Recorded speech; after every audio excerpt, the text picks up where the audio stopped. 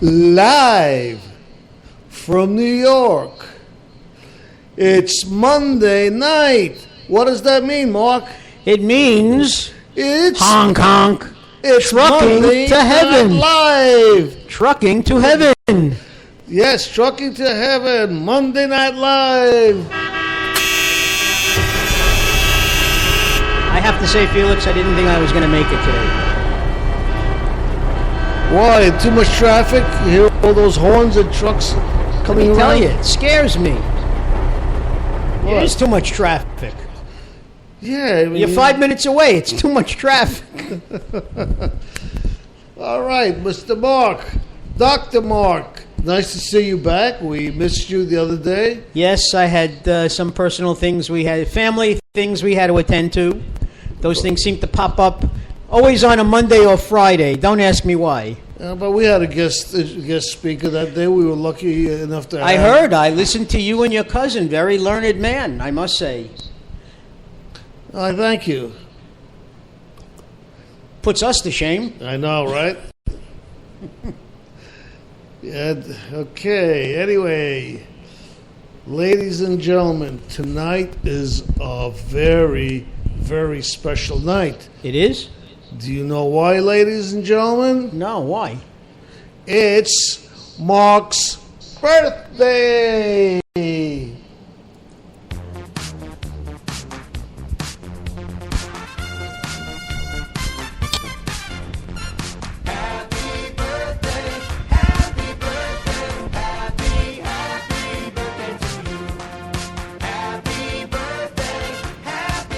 Felix.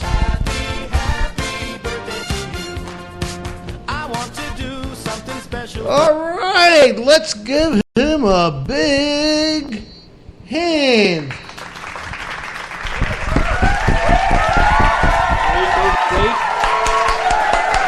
All right. I get to applaud my own birthday. Thank you, Felix. That was a very cute surprise. I'm embarrassed to tell you, actually, no, I'm not embarrassed. I am 65 years now. They're still clapping for you, the audience. Are they really? Yeah. It happens to the best of us. What can I tell you? All right, that's enough, ladies and gentlemen. Thank you. So, how does it feel? You're 65 years old? That's right. You know, when I turned 64, one of my friends from Florida called me up and played for me the Beatles song, Will You Still Love Me When I'm 64? You know, that's when I was 64, which also happens to be the song that my daughter and son-in-law danced to when they got married. But in the song, they talk about being bald and losing their hair, and I was a little bit ahead. I lost mine about 25 years ago. Oh, I see, so... More, in fact. Really? Yeah.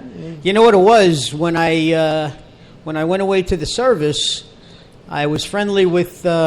I made friends with a guy from Texas, Alabama, and upstate New York. Talk about meeting real hicks. No, they were really nice guys. And we decided we were going to shave off our heads before skinheads was popular. And my hair just never grew back.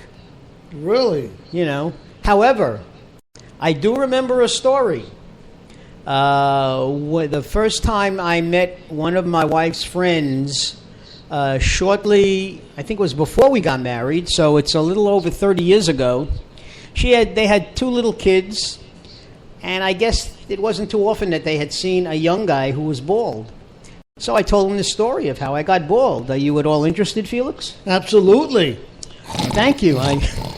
No, you're You're supposed to do that after I start my story, Felix. Felix. You know your story. Well, I was very tired. And I went to the barber and I told him, you keep cutting until I tell you to stop. Well, needless to say, I fell asleep on the chair. And when I awakened, I looked in the mirror, and there I was, and I was bald. So I yelled out, stop! However, the hair never grew back. Is that the truth? Well, that's one story I tell. The other one is when I was in the service and I just had my hair cut off, and it just didn't grow back. That's all. Is that the truth? That's the truth, yes. That is You do have hair, just not on top. No, it's a U-shape. You know. You could do like some of these old timers you see that have ponytails with the little bit of hair they have left, and the whole top of the head is bald. Don't laugh, because before I met Ellen, this was when my daughters were very young. We went to a Memorial Day barbecue at my brother-in-law's friend's house in Roosevelt, out here on the island. And there was a little girl, and she actually made braids out of the corner of my hair. I actually had a little hair in the corner by my ear, and I was so proud of it that when I went back to work, this was in June already, the kids were joking with me. They said, "How did that happen?" And I told them what happened. I was very proud. However, I must tell you, all my students knew when they had extensions and they took them out, they would give them to me, and what I would do is, especially around Halloween, I would tape the extensions onto my head, okay, with Scotch tape. And not to embarrass anyone, but I look like a Hasidic Jew.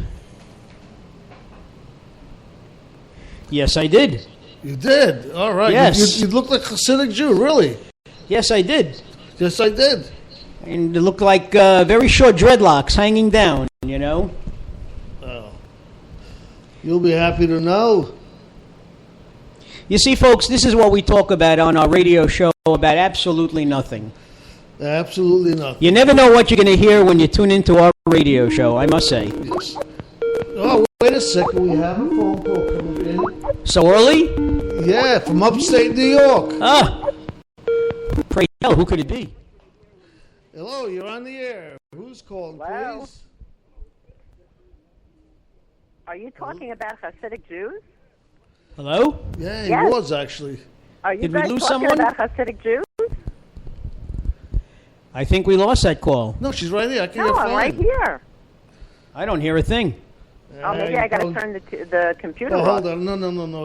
It's Mark. He unplugged his microphone here. Use mine. Well, I turned it off just to be sure. I wanted to know, were you guys talking about Hasidic Jews? Hello, mysterious caller, and who are you? I just happened to be your sister, Whoa! the mother of a Hasidic Jew. Imagine that. Can Yes, you that's believe right. Rabbi Zachary, I believe. Michal, it's Michal. He goes by Michal. his Hebrew name. Well, excuse me. It's been so long. I know. Michal Yaakov.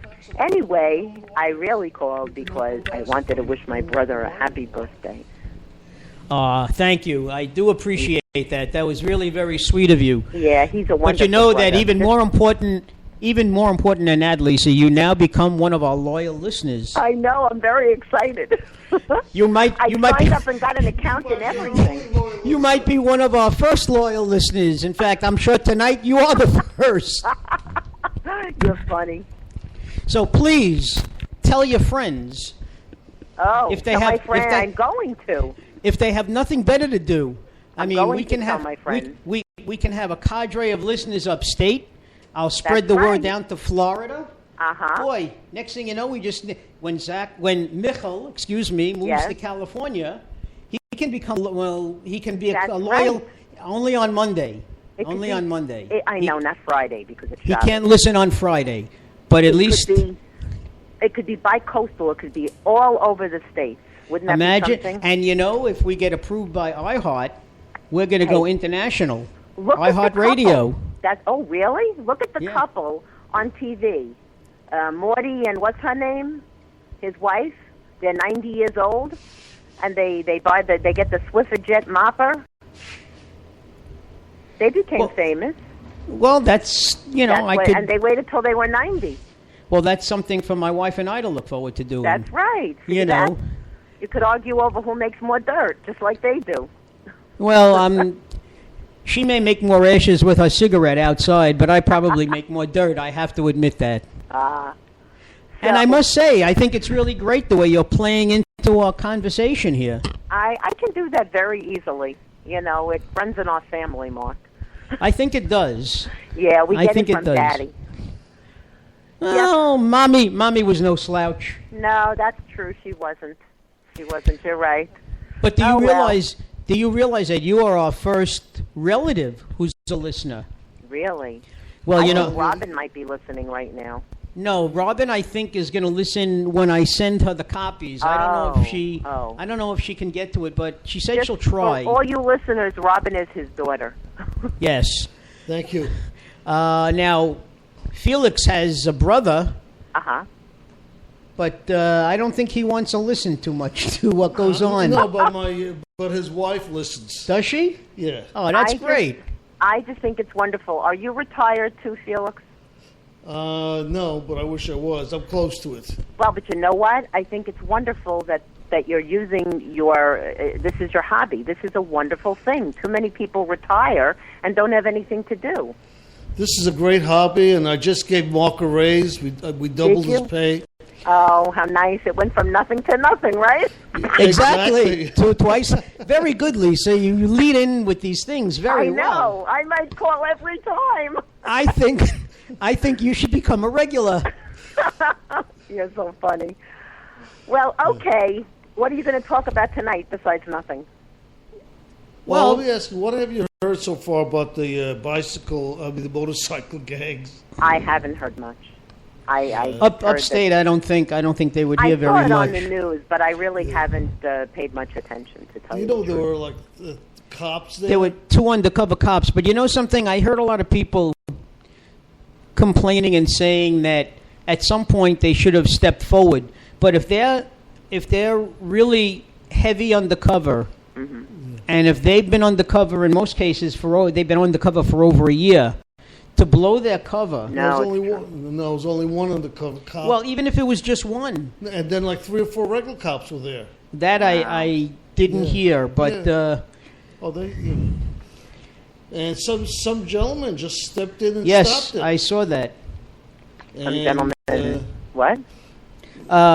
Just a bystander. Yeah, he wasn't a young guy. He wasn't a tough. No, he was. He looked like a man in his late 40s or over 50. I would say, and he stepped between one of the gang members and the car, and sort of separated them, Wow. And he said, "I'm a family man myself." He said, "How could I stand by and just do nothing?" Which I think is an important thing to remember. Yeah. Okay. I've said many times, and I know you've heard me say this, Lisa, and Felix has heard me say it. Something I used to say to my classes. We are our brother's keeper. That's How right. we could stand by and just watch something happen and not do anything. You know that expression, so evil often. flourishes when good men do nothing. Edmund Burke. Edmund Burke. Evil flourishes. Any quote I'll name, you'll know who's No, not really, but that's one of my favorites. Yeah, me too. All that it takes for evil to succeed is for good men to do nothing. That's right. That's right. And let me ask you, what do you think of the shutdown of our government? I think it's disgraceful. I don't even have words for it. I can't believe that grown men and women would sacrifice people and things and jobs just to satisfy themselves because they can't reach an agreement. It's just ridiculous. I don't care what side you're on, whether you're Republican or Democrat. It's crazy. It is. Well, one thing I'm happy about, I'm glad to see that finally the president and the Democratic Party are standing firm. One thing that upsets me to no end is that you have a cadre of about 50 congressmen who were elected in the big sweep of 2010, the Tea Party people, who are just ruining it for... there is no such thing as a moderate Republican anymore. No. Isn't that ridiculous? The days of Jacob Javits... That's what Ted said. Ted said he's a Jacob Javits kind of Republican. The days of Jacob Javits and Dwight Eisenhower and are long gone. There just is no reaching across the aisle. Yeah, Giuliani, he was a Republican. Yeah. And, and even, I know a lot of people don't like Bloomberg, but you talk about somebody who reached across the aisle. The last time he ran, he wasn't even a Republican. He ran as an independent. That's true. Just reaching across the aisle and doing what's right. We've in New York, which is a liberal state, we've had plenty of Republican governors. Just stand up for what's right for the American people.